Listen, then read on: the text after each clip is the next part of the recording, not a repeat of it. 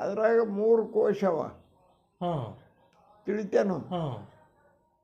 ಯಾವ ಹೇಳಿನ ಹಾಂ ಪ್ರಾಣಮಯ ಕೋಶ ಹಾಂ ಮನೋಮಯ ಕೋಶ ಹಾಂ ವಿಜ್ಞಾನಮಯ ಕೋಶ ಹಾಂ ಇವು 3 ಹ್ಞೂ ಕಾರಣ ಶರೀರದಾಗ ಹ್ಞೂ ಆನಂದಮಯ ಕೋಶ ಹ್ಞೂ 5 ಅದು ಅಲ್ಲ ಅದೆಲ್ಲಕ್ಕಿಂತ ಲಾಸ್ಟ್ ಏನ್ರಿ ಎಲ್ಲ ಅಷ್ಟಂದ್ರೆ ಕಾರಣ ಶರೀರ ಹಾಂ ಇವು ಅಜ್ಞಾನ ಸ್ವರೂಪ ಅವ ಹ್ಞೂ ತಿಳಿತಾನ ಅಜ್ಞಾನದ ಕಾರ್ಯ ಹ್ಞೂ ಕಾರಣ ಶರೀರದ್ದು ಇವು 2 ಕಾರ್ಯ ಅವ ಹ್ಞೂ ತಿಳಿತು ಹ್ಞೂ ಹಾಂ ಇನ್ನು ಇಲ್ಲಿ ಹೂಣದು ನೋಡು ಹ್ಞೂ ಎಲ್ಲಿ ಹಾಂ ಇಲ್ಲೇ ಅದ ಹಾಂ ದಮ್ ಕೈ ಹಚ್ಚಿ ಇಲ್ಲೇ ಅದ ಹಾಂ ಇಲ್ಲೇ ಅದ ಏನು ನೋಡು ಹ್ಞೂ ಇದು ಬರ್ತದಿಲ್ಲ ಹಾಂ ಎದಕ್ಕೆ ಬರ್ತದೆ ಅನ್ನಮಯ ಕೋಶಕ್ಕೆ ಹಾಂ ಅದು ಹೆಂಗೆ ಗುರುತಿಡೋದು ಹ್ಞೂ ಅನ್ನಮಯ ಕೋಶ ಅಂದ್ರೆ ಶರೀರ ಹ್ಞೂ ಅದ್ರ ತೊಗಲ ಹ್ಞೂ ತೊಗಲಿಗೆ ಏನದ ಇದು ಬರ್ತದೆ ಅಂತೇಳಿ ಹ್ಞೂ ಬರ್ತದ ಬಳಿಕ ಹೊರಗೆ ಏನ್ ಬರ್ತದೆ ಏನು ಕಾಣಿಸ್ತದೆ ರಕ್ತ ಕಾಣಿಸ್ತದೆ ಹಾಂ ರಕ್ತ ಸ್ಥೂಲ ಶರೀರ ಅದು ಹ್ಞೂ ತಿಳಿತೇನು ಹ್ಞೂ ಅದರದ್ದು 20 ಸುರದಾಗ ಉಳಿದ ಹ್ಞೂ ಇಲ್ಲದನ್ನ ಸಾಹಿತ್ಯದ ಏನು ಅನ್ನಿಸ್ತದೆ ನೋಡು ಹಾಂ ಅದು ಪ್ರಾಣಮಯ ಶರೀರ ಹಾಂ ಅದು ಕಾಣಿಸ್ತಾ ಇಲ್ಲ ಇಲ್ಲಿ ಇಲ್ಲಿ ಹಂಗಿಲ್ಲ ಹ್ಞೂ ಅದರ ನಂತರ ಇದು ನೂಸುರು ಕತ್ತದ ಹ್ಞೂ ತ್ರಾಸಾಗ್ಯದ ಹ್ಞೂ ಬೆಳಗನ ಮಕ್ಕೋ ಕೂಡ ಇಲ್ಲ ಹ್ಞೂ ಇದು ಮನುಷ್ಯನ ಧರ್ಮ ಏನದ ಅದಕ್ಕೆ ಹ್ಞೂ ಸುಖ ದುಃಖ ಹ್ಞೂ ಅದರ ಅನುಭವ ಮನುಷ್ಯಗೆ ಬರ್ತದೆ ಹಾಂ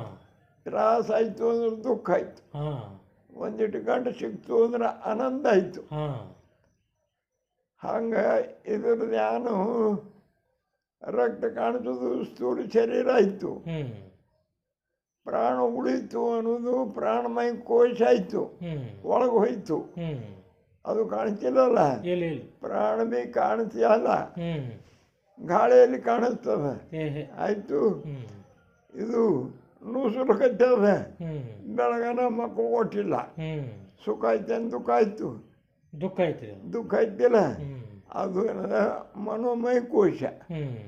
ಅಂದಿಲ್ಲ ಹ್ಞೂ ಇನ್ನು ಇದಕ್ಕೆ ಯಾವ್ದು ಮಾಡೋದು ದವಾಖಾನೆ ನಡ್ರಿ ಹ್ಞೂ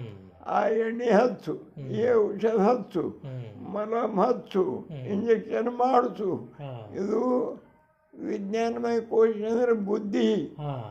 ಆ ಬುದ್ಧಿ ವಿಚಾರ ಮಾಡಿ ಹ್ಞೂ ಉಪಚಾರ ಮಾಡ್ತಾರೆ ಹಾಂ ಇದು ವಿಜ್ಞಾನಮಯ ಕೋಶ ಹಾಂ 3 ಪಟಾಸ್ದಾನು ಹಾಂ ಆ ನಂತರ ಈಗ ಏನಾಗ್ಯದ ಬ್ಯಾನ್ ಇಲ್ಲ ಹ್ಞೂ ನುಸ ಇಲ್ಲ ಹ್ಞೂ ಈಗ ಹುಣ್ಣು ಮುಗಿತೇನೆ ಇದು ನಮ್ಮ ಮೈ ಬೇಕಲ್ರಿ ಪೂರಾ ಇದ್ರ ಅರ್ಥ ಹ್ಞೂ ಹಕ್ಕಳಿ ಉಚ್ಚಬೇಕು ಹಾಂ ಹೆಂಗೆ ತಾನೇ ಉಚ್ಚಬೇಕು ಹಾಂ ತೆಗೆದ್ರಿ ಮತ್ತೇನದ ಅನ್ನಮಯ ಕೋಶಕ್ಕೆ ಬತ್ತಿ ಅದು ಹಾಂ ಮತ್ತೆ ಹುಣ ಆಗ್ತದ ರಕ್ತ ಬರ್ತದೆ ಹಾಂ ಅಂದಿಲ್ಲ ಹ್ಞೂ ತಾನಾಗೆ ಅದು ಹೆಂಗೆ ಉಸ್ತದೆ ನಮ್ಗೆ ಗೊತ್ತಿಲ್ಲ ಹಾಂ ಕೈ ಆಡ್ತಾನೆ ಉಸ್ತದ ಹಾಂ ಹಾಸಿಗೆ ಹಚ್ಕೊಳಕ್ರೆ ತೆರೆಕ್ರೆ ಉಸ್ತ ಹ್ಞೂ ಇದೇನಾಯ್ತು ಹ್ಞೂ ಎಲ್ಲ ಉಚ್ಚ ಹೋಯ್ತು ಹ್ಞೂ ಏ ಉಣ್ಣ ಮಕ್ಕಳ ಅನಗಾಡಿ ಇತ್ತಪ್ಪ ಬೆಲೆ ಉಳಿದ ಹ್ಞೂ ಈಗೇನದ ಆರಾಮಾಯ್ತು ಅಂದ್ರೆ ಹ್ಞೂ ನನಗೆ ಆರಾಮ ಯಾವಾಗ ಆಗ್ತದೆ ಆನಂದ ಆಗ್ಬಿಡ್ತದೆ ವ್ಯವಹಾರದೊಳಗೆ ಹಾಂ ಇಲ್ಲ ಹಾಂ ವ್ಯವಹಾರದೊಳಗೆ ಹ್ಞೂ ಸರದ ನಿದ್ದೆ ಹತ್ತಂದ್ರೆ ಆರಾಮ ಆಗ್ತದೆ ಹಾಂ ಹಾಂ ನಿದ್ದೆಗೆ ಆರಾಮ ಅದ ಹಾಂ ಅಂದಿಲ್ಲ ಹ್ಞೂ ಏ ಇಂದ ಆರಾಮ ನಿದ್ದೆ ಐತಪ್ಪ ಅಂತಾನವ ಹ್ಞೂ ಅಂದ್ರೆ ಕಾರಣ ಶರೀರದು ಲಕ್ಷಣ ಏನದ ಸರದ ನಿದ್ದೆ ಹ್ಞೂ ಇದೆಲ್ಲ ಹುಚ್ಚೋಯ್ತು ಹ್ಞೂ ಸರದ ನಿದ್ದೆ ಆಯಿತು ಹ್ಞೂ ಮುಂದೆ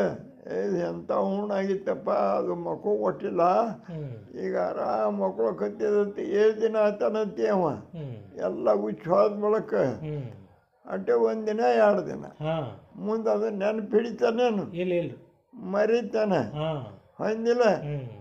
ಇಲ್ಲಿ ಇಂಥ ಹೂಣಾಗಿತ್ತು ಅಂತ ಯಾರು ಗಂಟು ಬಿದ್ದವ್ರಿಗೆ ಹೇಳ್ತಾನೇನು? ಇಲ್ಲ ಇಲ್ಲ ಅದು ಹುಣ್ಣು ಮಾಯ್ದದ, ಆರಾಮಾಗ್ಯದ, ಹುಣ್ಣು ಆಗಿತ್ತು ಅನ್ನೋದು ಯಾರು ಮರಿತ ನೋಡು, ಹಾಂ ಆ ಮರ್ತದು ಸಹಿತ ಅವನಿಗೆ ಮರವ ಆಗ್ತದ ಮುಂದೆ. ಹಾಂ ಹಾಂ ಇದು ಮಹಾಕಾರಣ ಶರೀರ ಹ್ಞೂ ತಿಳಿತೇನು? ಹಾಂ ಮಹಾಕಾರಣ ಶರೀರ ಅಂದ್ರೆ ಪರೋಕ್ಷ ಜ್ಞಾನ. ಹ್ಞೂ ಅಂತ ಉಣಗ್ಯದು ನಿನಗೆ ತ್ಯಾವ ನೋಡಿ ಆತನೇನು ಸಪ ಇತ್ತಂದ್ರೆ ಏ ಅವ ನೆನಪು ಸಹಿತ ತೆಗಿಯಲ್ಲ. ಹ್ಞೂ ಇವನಿಗೆ ಅದು ನೆನಪು ಬರ ಇಲ್ಲ. ಹ್ಞೂ ಆನಂದದಾಗ ದಿನ ಮಕ್ಕೋತಾನ. ಹ್ಞೂ ಮುಂದೆ ಆನಂದ ಮಕ್ಕೊಂಡು ಹುಣ್ಣಿಂದು ಆದುದು ಮರ್ತಿದನು ಸುದ್ದ ಮರವ ಆಗ್ತದ. ಹಾಂ ಆತದ ಏನಿಲ್ಲ ಹಾಂ ವ್ಯವಹಾರದೊಳಗೆ ಹ್ಞೂ ಅದು ಬ್ರಹ್ಮಜ್ಞಾನ. ಹ್ಞೂ ಮರ್ವ ಮರ್ತಿದನ್ನೋದು ಮರ್ವ ಆಗಬೇಕು ಅಂದ್ರೆ ಹ್ಞೂ